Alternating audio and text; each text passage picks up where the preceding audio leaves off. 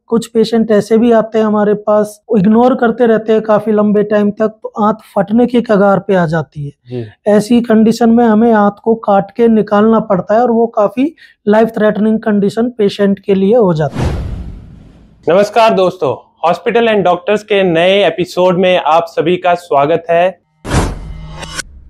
आज का विषय है हर्निया। हर्निया एक आम प्रॉब्लम है जो काफी लोगों में पाई जाती है या फिर काफी लोग इससे ग्रस्त हैं, परंतु ये आम सी दिखने वाली बीमारी कभी कभार गंभीर समस्या का रूप ले सकती है। तो इस पर आज चर्चा करने के लिए हमारे साथ मौजूद हैं डॉक्टर पवन बंसल। नमस्कार साथियों। ये एक जनरल सर्जन और लैप्रोस्कोपिक सर्जन है और हर्निया में स्पेशलिस्ट है। डॉक्टर पवन, आपका इस शो पे स्वागत है। धन्यवाद। नमस्कार साथियों। तो डॉक्टर पवन, हम डिस्कस करने वाले हैं हर्निया के बारे में। जी। सबसे पहले तो आप हमारे दर्शकों को बताइए कि ये हर्निया क्या चीज होती है। बेसिकली हर्निया क्या है? Abnormal protrusion of abdominal organ, मतलब कि एब्डोमिनल कैविटी से जब कोई वीक स्पॉट हो जाता है तो इंटरनल ऑर्गन या टिश्यू पेट से या पेट की दीवार से बाहर आने लग जाते हैं, तो उनको हम हर्निया आम भाषा में बोलते हैं, जो कि एक बल्ज के रूप में हमें दिखता है पेशेंट। तो आप कहना चाहते हैं कि जैसे कि कोई कैविटी है, उसके अंदर सामान पड़ा है। हाँ जी। ठीक है, जैसे एक थैला मान लीजिए है, उसके अंदर सामान पड़ा है, बट वो थैले की दीवार से वो सामान बाहर आने की जैसे वो कोशिश दीवार वीक हो गई या कोई नेचुरल कारण हम जानेंगे कि क्या कारणों से हर्निया हो सकता है। जी। तो आगे हम बात करते हैं कि ये हर्निया किस किस टाइप का होता है, क्या क्या प्रकार होते हैं हर्निया। हर्निया के देखो बहुत सारे टाइप होते हैं, जैसे कि एक इंग्वाइनल हर्निया होता है जो कि ग्रोइन एरिया में हर्निया होता है, उसको इंग्वाइनल हर्निया कहते हैं। या फिर एक होता है अम्बलाइकल हर्निया। अम्बलाइकस के अराउंड अगर हर्निया अगर कोई स्वेलिंग होती है तो उसको हम अम्बलाइकल हर्निया बोलते हैं। या फिर एपिगैस्ट्रिक रीजन के थ्रू भी कंटेंट बाहर आ जाते हैं तो उसको हम एपिगैस्ट्रिक हर्निया, अगर वहाँ डिफेक्ट है तो उसको एपिगैस्ट्रिक हर्निया बोलते हैं। एपिगैस्ट्रिक हर्निया यानी कि अम्बलिकस से जो अपनी नाभि है, नाभि से ऊपर की जगह पे हर्निया हो जाता है, उसको हम एपिगैस्ट्रिक हर्निया बोलते हैं। या फिर कुछ पेशेंट जिसकी सर्जरी हुई है प्रीवियस, किसी भी टाइप की ओपन सर्जरी या लेप्रोस्कोपिक सर्जरी कुछ भी हुआ है, तो वो एरिया वीक पड़ जाता है, तो उससे भी हर्निया बाहर आ जाता है, तो उसको हम इंसिजनल हर्निया यूजुअली। तो जहाँ भी चीरा लगा है पहले वो एरिया वो वीक हो गई है और वहाँ से कंटेंट बाहर आ जाते हैं, तो वो हो सकता है। जी। इसके अलावा और कुछ फीमेल्स में यूजुअली अगर फीमेल पेशेंट अगर प्रेगनेंसी के दौरान क्योंकि पेट की फुलावट होने के कारण या पेशेंट को असाइटिस यानी पेट में पानी भर जाता है, तो इसके कारण भी हर्निया होने के चांस होते हैं। एक स्पेशल हर्निया होता है जिसको हम बोलते हैं फीमोरल हर्निया होता है, जो कि जांघ के ऊपर के साइड में जो हर्निया होता है फीमेल पेशेंट में, उसको हम फीमोरल हर्निया बोलते हैं। इंग्वाइनल हर्निया है वो यूजुअली मेल्स में ज्यादा कॉमन पाया जाता है, वो दोनों को सकता है, लेकिन ये मेल पेशेंट में ज्यादा कॉमन होता है क्योंकि ये जो स्ट्रक्चर होती है इंग्वाइनल रीजन की, वो थोड़ी सी और एब्डोमेन के कंपेयर थोड़ी डिफेक्टिव एनाटॉमी होती है, कमजोर एनाटॉमी होती है, क्योंकि जब बच्चा पैदा होता है, जब बच्चा पेट में होता है, तब टेस्टिस पीछे की साइड होते हैं, जब वो नीचे डिसेंड करते हैं तो उधर से एक डिफेक्ट रहता है, तो इसलिए हर्निया मेल्स में कॉमन है बजाय कि फीमेल पेशेंट। अब हम जानते हैं कि ये सब टाइप हो सकते हैं कि कुछ इंटरनल टाइप के भी हर्निया होते हैं। यस, इंटरनल टाइप के हर्निया होता है, उसको हम डायफ्रामेटिक हर्निया या हियाटस हर्निया बोलते हैं।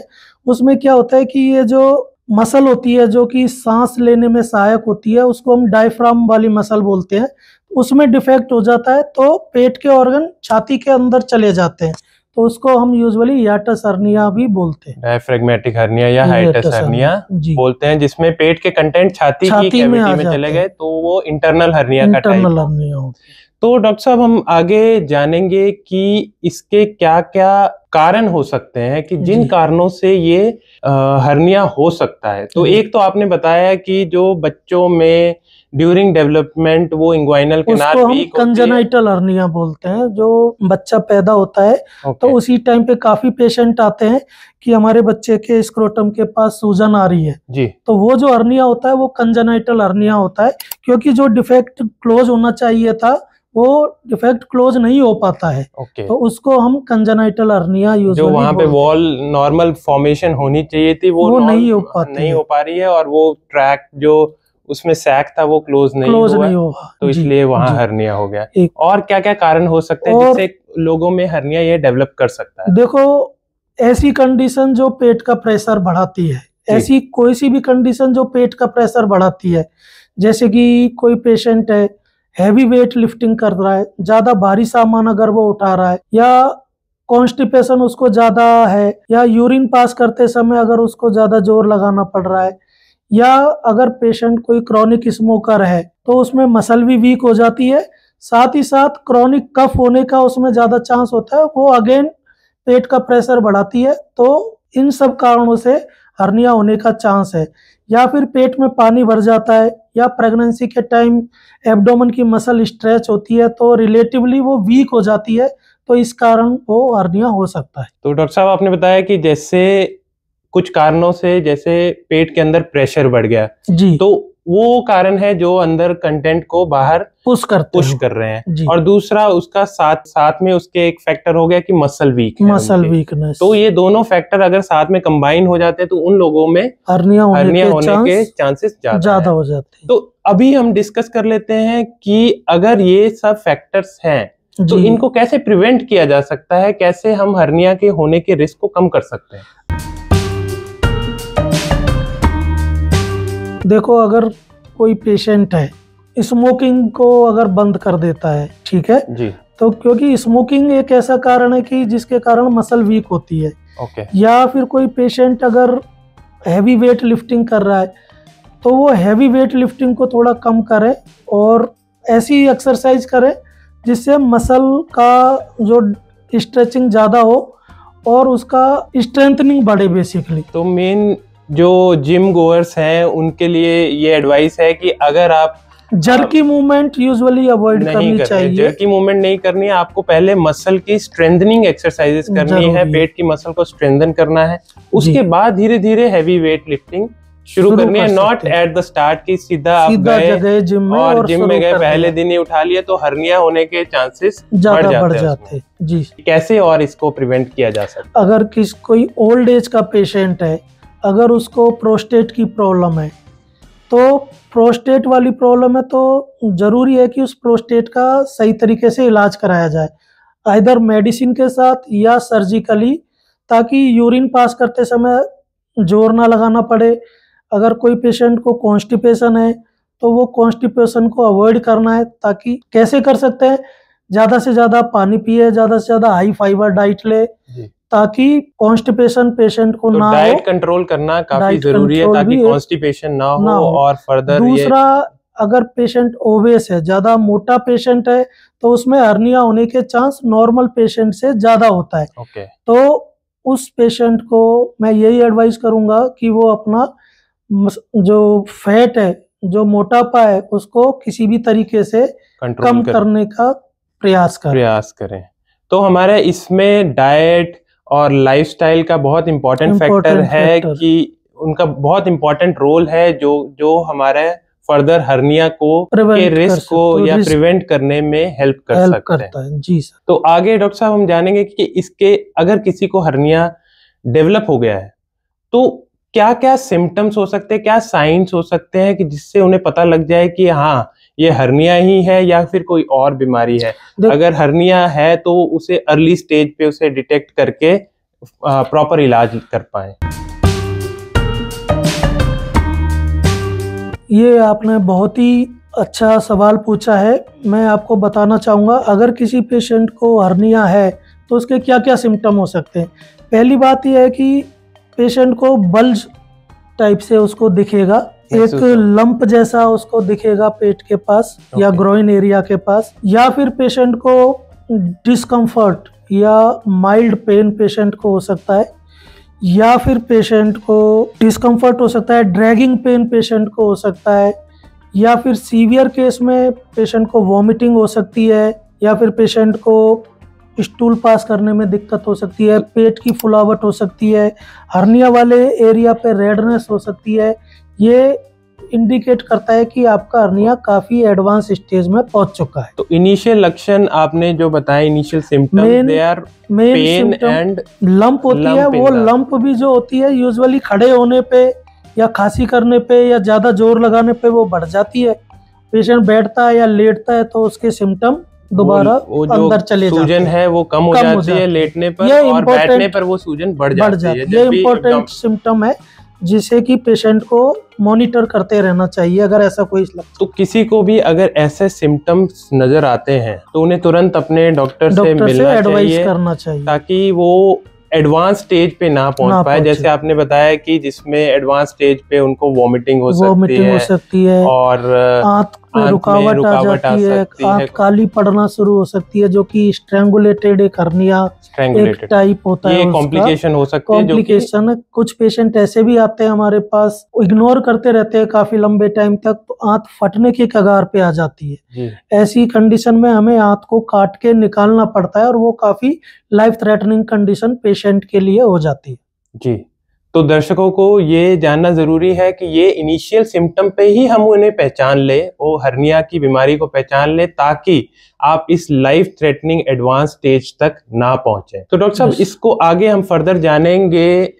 हर्निया को आपके पास अगर कोई पेशेंट आता है तो उसको फर्दर कैसे आप उसका इवेल्युएट करते हैं और कैसे उसे डायग्नोज करते हैं कि ये हर्निया ही है? देखो, हर्निया को डायग्नोसिस करने का जो मोस्ट इम्पोर्टेंट जो सब में अच्छा तरीका है वो क्लिनिकल एग्जामिनेशन। अगर आप डॉक्टर के पास जा रहे हो, वो क्लिनिकली देख के बता सकता है कि ये हर्निया है या कोई और दूसरी लंप है।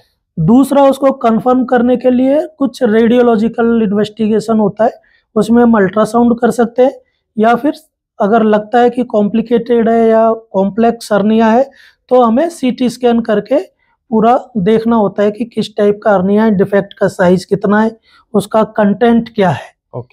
तो क्या चीज उसमें से आ रही है। कई बार इंटेस्टाइन आ सकती है, कई बार एक चर्बी की लेयर होती है शरीर में, उसको ओमेंटम बोलते हैं, कई बार ब्लैडर बाहर आ सकता है, कई बार इवन लीवर भी बाहर आ सकता है।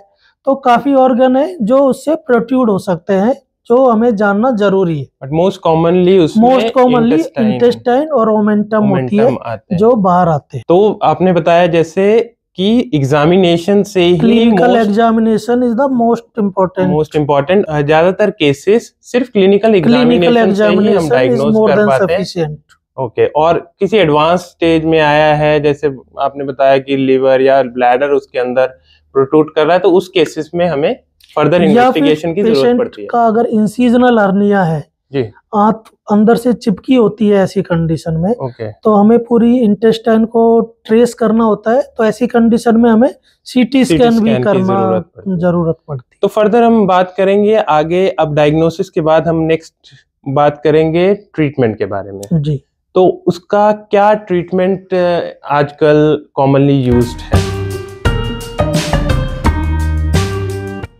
हर्निया का कोई भी पेशेंट आता है, अगर इनिशियल स्टेज में आता है हर्निया की, अगर हर्निया का ओनली ट्रीटमेंट इज सर्जरी।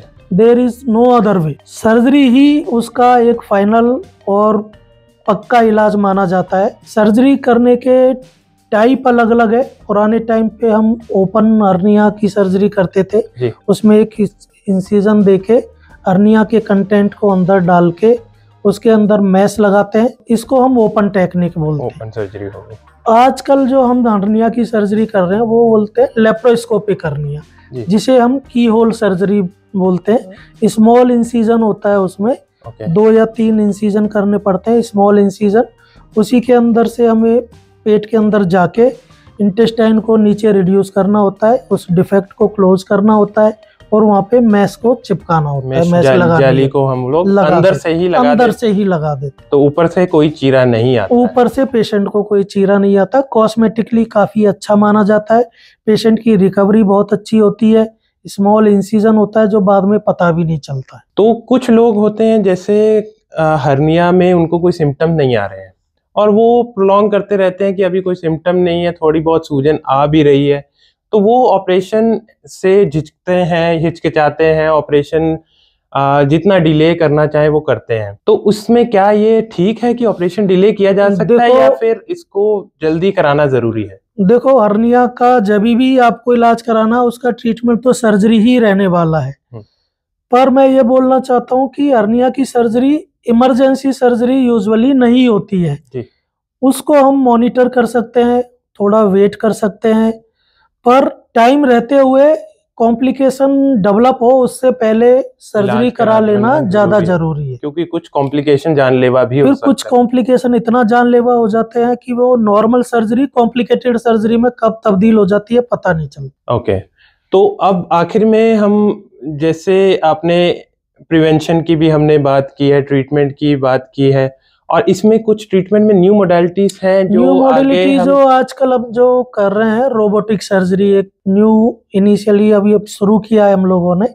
तो रोबोटिक सर्जरी क्या है कि एक तो इसमें प्रिसीजन बहुत अच्छा रहता है डॉक्टर के लिए। 3D व्यू में हम पूरा अंदर देख पाते हैं। स्मॉल होल इसमें होता है। अर्ली रिकवरी पेशेंट को होती है।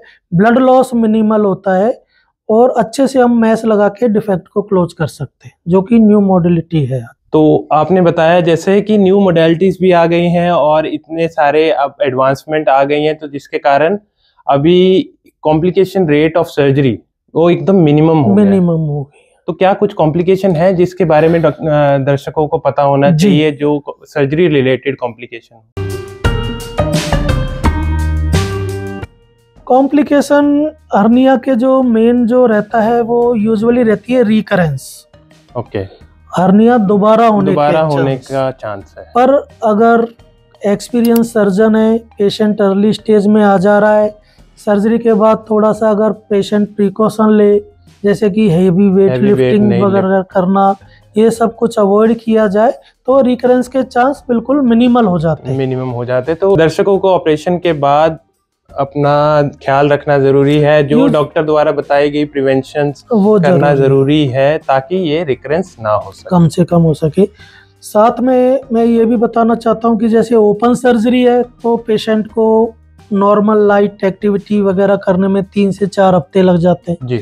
लेप्रोस्कोपिक करते हैं या रोबोटिक करते हैं तो पेशेंट हफ्ते 2 हफ्ते में अपना रूटीन वर्क करना शुरू हो जाता है। पर हम पेशेंट को अवॉइड कर बताते हैं कि at least 4 to 6 week heavy weight lifting वगैरह वो अवॉइड कर। थैंक यू डॉक्टर पवन, हमारे दर्शकों के साथ हर्निया से रिलेटेड ऐसी इंपॉर्टेंट जानकारी शेयर करने के लिए। आगे भी हम इस चैनल पर इंपॉर्टेंट इश्यूज को, इंपॉर्टेंट मेडिकल इश्यूज को डिस्कस करते रहेंगे। आप हमारा चैनल लाइक करें, सब्सक्राइब करें और बेल आइकन को हिट करें।